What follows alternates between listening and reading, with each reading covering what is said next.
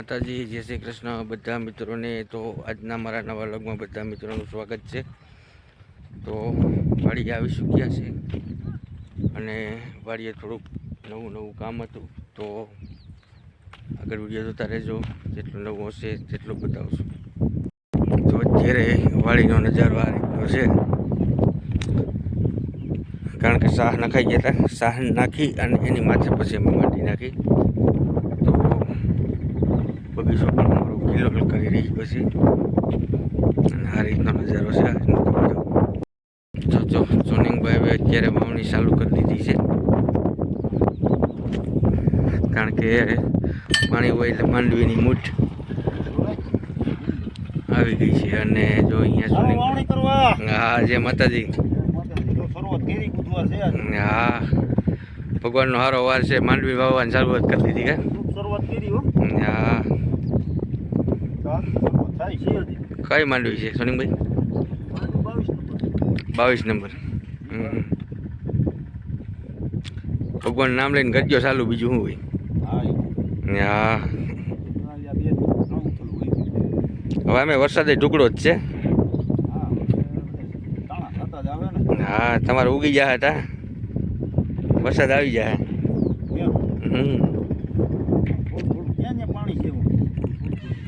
હા, પૂગી જ જાય ને, કાંઠીમાં કઈ ન હોય. હા હા,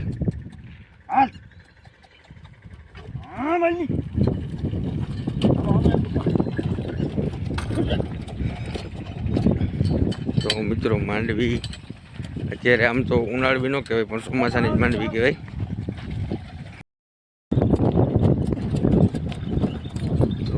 ચોમાસાની વાવણી તો જોઈએ જ હશે, પણ અત્યારે જો પાણી હોય એટલે ઉનાળામાં પણ વાવણી કરતા હોય. ચોમાસું આવે ત્યાં તો કમ્પ્લીટ થઈ જાય.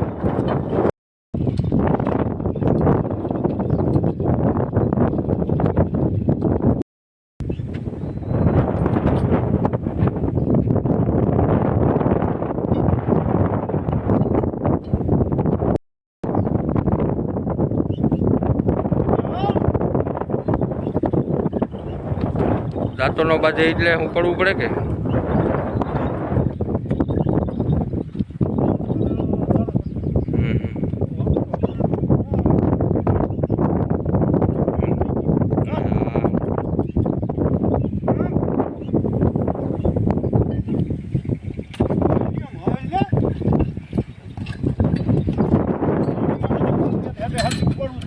બરાબર. હા હા,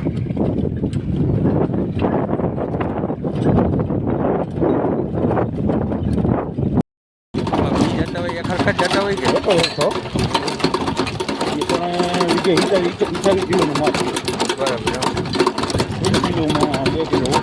આ છેડે જ બોલે છે પૂગે થાય વીઘાનો આપણું દેશી માપ છે. આ છે પછી ઉલાગડા સુધીમાં પૂગે ને 12 પાયલી 14 પાયલી ઈ છે માપ.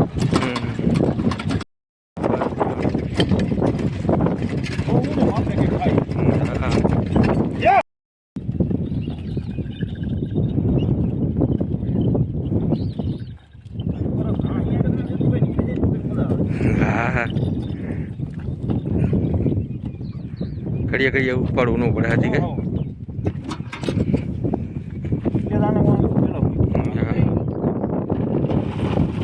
આ બિયારણનો ટૂંકમાં માપ હોય છે ને તમારે કેટલા પહેલી?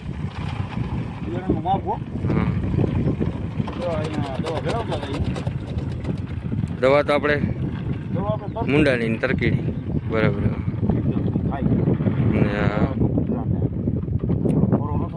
હા, નકર તો વાવી લઈએ તો સણી જાય કે.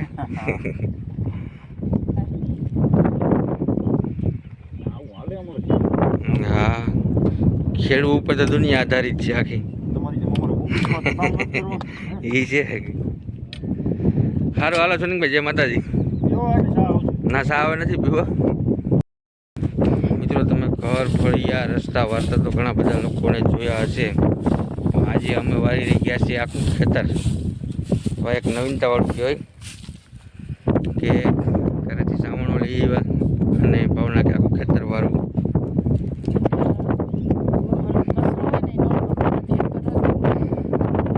ફરી વાડી આપણે ઘરસ કહેવાય. તો છે 100%.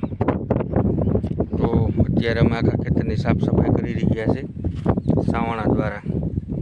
વારી નાખું ખેતર વારી, અને જો અહીંયા લુગડું લઈ આવ્યા અમે બધું ભેગું કરી અને પછી એક શેઠે નાખી અને સળગાવી નાખીએ.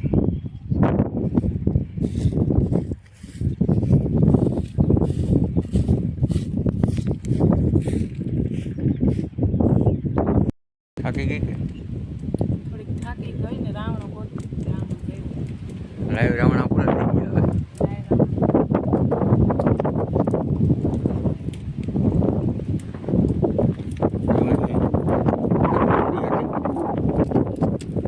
એટલે પછી ગોળીની ઉપર આ બધો કચરો ભેગો કરી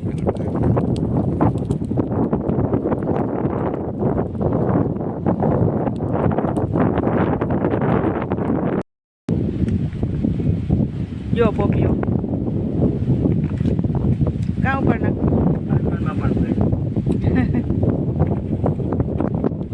કેમ કે પોપિયો એટલા માટે ઉપાડે કે અહીંયા હાથી આંકવાનું છે. પોપિયામાં હવે કાંઈ છે નહીં, અને હા પાછા પોપિયા વાવીશું હવે. જો બિસાડો એ ખેટો એક સાઈડનો પૂરો થઈ ગયો. હવે બીજી સાઈડ અમે શરૂઆત કરી કે છે ને વેલવાળું બહુ છે અમારે અહીંયા. આ જાતું જ નથી, ગમે એવું કામ કરીએ કરીએ વેલ ને તો અમે સાફ સફાઈ કરતાં ખેતરના ત્રીજે ખૂણે પહોંચી ગયા છે. અને હારે હવે ચાલુ કરી દીધું છે અમે કાંકરા વીણવાનું. બધું આ રીતે કાંકરા છે તો કાંકરા પણ વીણાઈ જાય તો ખેતર એકદમ સાફ સફાઈ થઈ જાય, બરાબર ને. જય માતાજી, જય શ્રી કૃષ્ણ બધા મિત્રોને. તો પહોંચી ચૂક્યા છે ફરી પાછા વાડીએ, કારણ કે હમણાં રોજે રોજ વાડીનું નવું કામ કરવાનું છે એટલે ઉઠીને અમે સીધા વાડીએ જ આવતા હોય. સવાર બપોરના હાજ તેને ટાઈમ કહી શકાય કે વાડીએ જ હોય. તો બતાવું અત્યારનો અમારો કામનો નજારો કઈ રીતનો છે તે.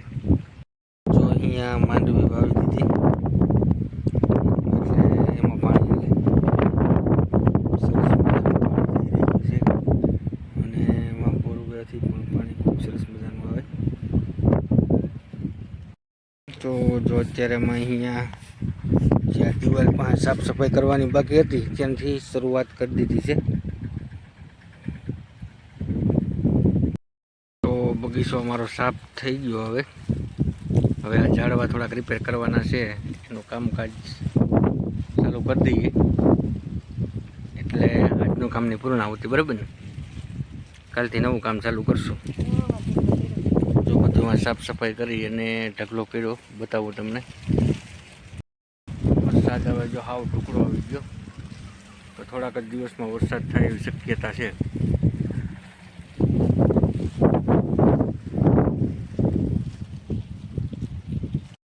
તો અહીંયા આ જગ્યા ઉપર અમારો શેરડીનો વાડ હતો.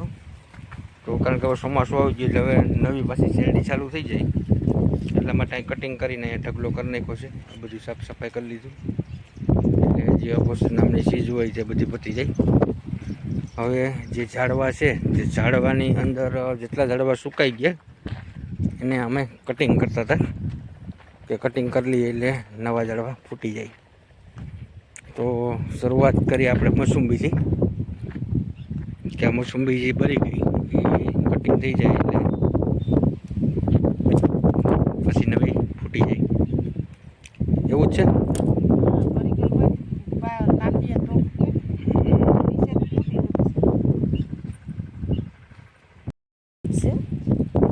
આંગળી કપાઈ જાય લાઈક આપી મોસંબી તો કાંટા જ હોય ને. મોસંબીનો નાશ કરે. મોસંબી વધારે પડે એટલા માટે કટિંગ કરીએ કેમ કે આ ભરી કેમ છે.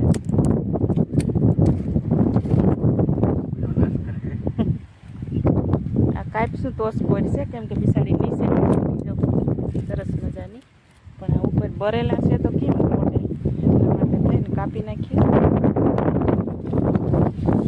કે મારા ઝાડવા તો કિલોર કરવા માંડ્યા હવે.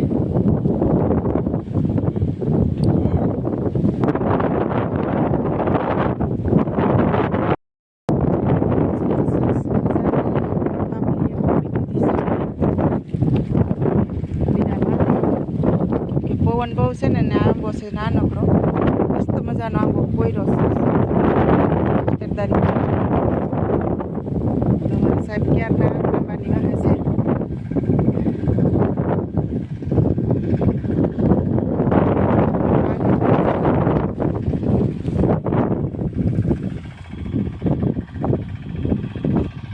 તો આ પિસાડા શું કરશે?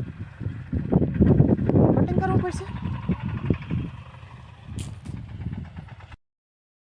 અરે બાપ કઈને ખાવું હળગાવવાનું હતું તો પૈતું તો નથી હજી હાથી નાખવાનું બધું બાકી જ છે પણ આ બધું કચરો હતો ને ખેતરની અંદર એ બધું કાઢી દીધું.